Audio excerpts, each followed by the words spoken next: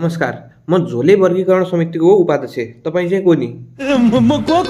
झोले भनेर छानेर आउनु भएको, फेरि म को भन्नुहुन्छ कि तपाईँ अर्कै पार्टीको मान्छे है? क्या हो, के हो ओलीबा? नेकपा एमालेको झोले हो। ए साँच्ची नैको झोले पो हो? तपाईँ त हाम्रै पार्टीको पो मान्छे हुनुहुँदो रहेछ त। हो नि त्यो त सबैलाई थाहा छ। ए अनि यस्तो राम्रो मान्छे हुनुहुँदो रहेछ, हाम्रै पार्टीको मान्छे हुनुहुँदो रहेछ। अनि यस्तो मान्छे पनि लुक्दै को भन्दै हिँड्ने हो त? अलिक देखेर म यो हो, म एमालेको झोले हो भनेर हिँड्न सक्नु पर्यो नि, होइन बा? कि के हो कुरो? दारा देखाउँदैन, टक्क मुखभित्र राख्या हुन्छ। अब चुनावको बेला नदेखा दारा नि कहिले देखाउने त? नि खुलेआम भनेर हिँड्न सक्नु पर्यो नि, म यो हो भनेर, होइन? एमालेको खम्बा 5 फिट लम्बा झोले नै हो भन्ने चाहिँ पक्का भयो। अब तपाईँले यो टेस्टमा चाहिँ पास हुनुभयो। अब हाम्रो सबैभन्दा कठिन रक्सी मासु टेस्ट गर्न पर्यो क्या। तपाईँले रक्सी मासु चाहिँ कति खानुहुन्छ? रक्सी त खान्न, रक्सी त छुँदै छुन्न। रक्सी मासु नखाने, पेट्रोल नहालेर झोले नै भन्न मिल्दैन नि। तपाईँ तल्लो स्तरको झोले हुनुहुँदो रहेछ क्या। रक्सी एक थोपै नखाने। बियरमा खस्या छु। ए धन्न बियर चाहिँ खानुहुँदो रहेछ है। बियर चाहिँ कति खानुहुन्छ नि? कति? बियर पनि खासै खान्न। यही 24 घन्टामा कहिलेकाहीँ 6 सिसी 9 सिसीसम्म जान्छ। तपाईँ त बडो मजाको मान्छे हुनुहुँदो रहेछ नि। ए ग्रेडकै झोले हुनुहुँदो रहेछ नि भने क्या। हामीले नचिने पो रहेछ। लाउनुहोस्, डाइरेक्ट गएर ओली बासँगै गफ गर्नुहोस्। ल फोन लाउनुहोस्। नमस्कार है नेताजी, नमस्कार। आरामै हुनुहुन्छ? ठीक छैन, नो गुड। के समस्या पर्यो भन्नु न, हामी मिलाइहाल्छौँ नि। तपाईँलाई के चिन्ता हो? अब हामी भएपछि एकजना लाउरे चाहिँ लाउरे। को लाउरे? लाउरे होइन क्या, बालेन होला। बालेन ऱ्याप गाउने भने भएर तपाईँ झुक्किनु होला। त बालेन होला। घर लिलाम बराबर गर्ने क्या? क्या त्यही घर लिलाम गर्ने, घर भत्काउने। काठमाडौँको पहिलाको मेयर, अहिले ओली बाबाको विरुद्धमा उठेको नि हो तँ? त्यसले मलाई साह्रै हेप्यो। ल हेर्नु भयो, हाम्रो ए ग्रेडको झोलेलाई त्यो बालेन भन्नेले हेप्न पाउँछ? अहिले त जसले पनि हप्काउँछ, जसले पनि थर्काउँछ। के भएको एमाले? हो, आजहरू त जसले पनि लास्टै हेप्छन्। एमालेलाई के भयो भने फेरि दुर्गा प्रसादले ठ्याक्कै पत्ता लगाइदिन्छन् क्या। के भयो भनिदिनु त ल दुर्गाजी, एमालेलाई के भयो अहिले? सिनेमा नि केटाकेटी भुलिए जस्तै एउटा केटीमा भुलिएको छ एमाले। ए ओली बा, को केटीको पछाडि लाग्यो है एमाले?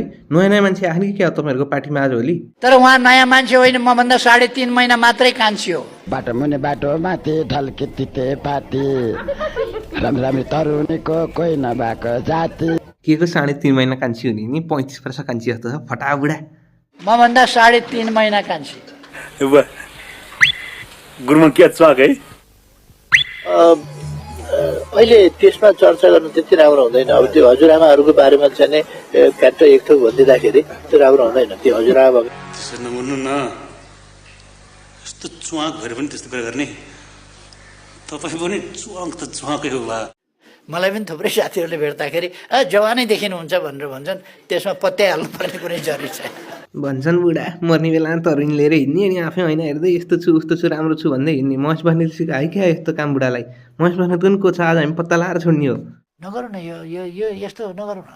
ल ल ल ल यस्तो कुरा नगर्ने, बुढा डराइसक्यो। अरू कुरा गरौँ दुर्गाजी है, यो केटीको कुरा नगर्ने। महेश बस्नेतलाई एउटै केटीले काण्ड पुर्याइदिइसकि कुरो नगर्ने भनेपछि छोडिदेऊ नि त नि बुढा। क्या यस्तै यस्तै बढी बोलेर क्या तिम्रो जेलकै बास बनाएको। छोडिदेऊ नि त कुरा नगर्ने, क्या अरू गरौँ। जङ्गबहादुर चाहिँ नि प्रधानमन्त्री भयो भने मैले केपी ओलीलाई मौका मिल्यो भने कटला समातेर घिसार्न सक्छु। केटाको शिरमा राहु नाचिरहेछ, चाँडै जेल जानेवाला छ है। अब यो खिरे झाँक्रीले नै भनिसकेपछि यो बुढो पक्कै जेल जान्छ। यसलाई चाहिँ जेल जाने, यसलाई यसको चुरी फेरि बढ्या हो। यसलाई चाहिँ हामी प्रधानमन्त्री भइदिउँ न, के गर्दो रहेछ बा? थुन्दो रहेछ के गर्दै हेरौँ। यसको चुरी फेरि लास्टै भयो, यसलाई एकपल्ट प्रधानमन्त्री दिनु पर्यो है त बा? मलाई त प्रधानमन्त्री नभइकन त म बस्नै सक्दिनँ क्या। म त छटपट्टि नै हुन्छ। ए बुढा यत्रो वर्ष भयो त प्रधानमन्त्री यार, पार्टी सकिने बेला भइसक्यो। अझ प्रधानमन्त्री भनेर नबस्छ यार। बाबुले अंश दिए जस्तो नगर प्रधानमन्त्री पद यार, छोडिदेऊ, पार्टी जोगाउनु लाग। मलाई यो प्रधानमन्त्रीको पद पनि केही पनि मेरो बुवाले अंश दिनुभएको होइन, नेपाली जनताले दियो। जनताले जिताए, धाँधलीले जिताए भन्न, धाँधलीले। ल हेर फेरि आफ्नै ए ग्रेडको झोलेले पनि विरोध गर्न थाल्यो। अब यता फेरि के पुगेन हो तिमीलाई चाहिँ फेरि भने? अघिसम्म त यस्तो उस्तोमा एमाले भन्दै थियौ त भने। के अब के भयो तिमीलाई? के पुगेन?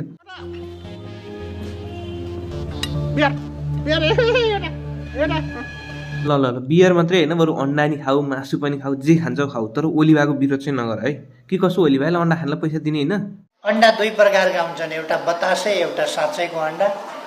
बतासे अन्डाबाट चल्ला निक्लिँदैन। ल बुझ्यौ नि कुरो? बतासे अन्डाबाट चाहिँ चल्ला निस्किँदैन हो। त्यो बतासे अन्डा चाहिँ खाऊ।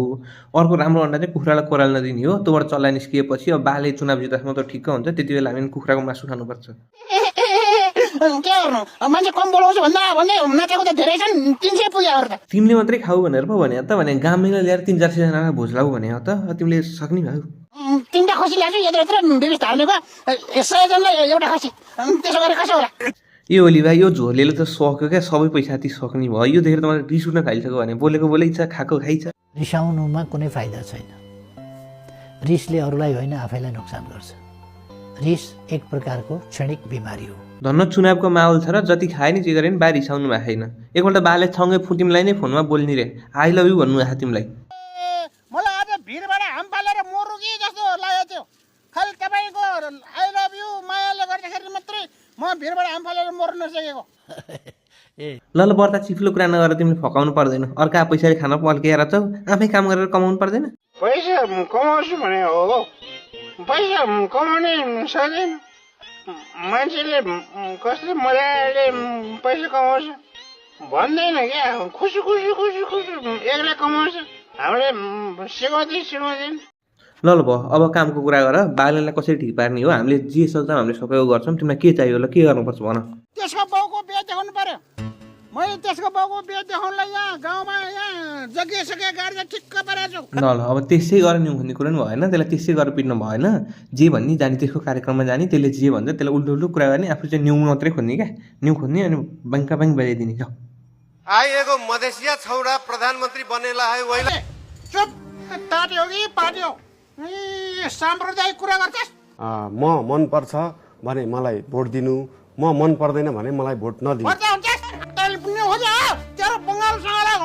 के बालेन हामी त ओलीबाको मान्छे हो नि फेरि हाम्रो झोलेले कुट्यो भने त फेरि तिमी कुटाइ पनि तिमी नै खाने तिमी नै जेल जाने हो नि फेरि त्यही भएर बेलैमा विचार गर नि हामीसँग पङ्गा लिने कोसिस नगर थुने थुन्छ पक्रिन्छ के गर्छन् त मार्दिने त होइन होला मार्छन् भने मारिदिउँ न त बलात्कारीलाई मार्न सक्दैन हामीले मारेर के हुन्छ यो बालेन भन्ने मान्छे ज्यादा छ यसलाई धम्काएर मात्रै मानेन यसलाई तिरा लाउनु पर्ने भयो के चाहिन्छ कति मान्छे चाहिन्छ के भन हामी यहाँबाट पठाइदिन्छौँ त्यसको बाउको बिहे गर्नलाई चाहिँ यो तरबार खुडा सुडा पेस्टल अब के हो मलाई थाहा छैन तपाईँहरूले बोकाएर 51 जना जन्ती यहाँ मेरो गाउँमा पठाउनु पर्यो त्यो लाउरोले ठिक पार्नलाई ओलीबा अब हेर्नुहोस् हरिबहादुर रिसाइसक्यो अब यसले कोही न कोहीलाई त नमारी छोड्दैन क्या के हो केटाहरू पठाइदिनु सकाइदिनु त्यसलाई रिसायो भने त्यो सञ्चर अवस्थाको कुरा होइन रिस भनेको त्यसर्थ रिसाउनु हुँदैन ओलीबा डराएर हरि छोडिदेऊ अब चुनावको बेलामा मारपिट नगरौँ मारामारी नगरौँ भन्ने कुराहरू छन् बाले अब यो बाको कुरो तिमीले बुझ है त बुझ्यौ होला नि कुरो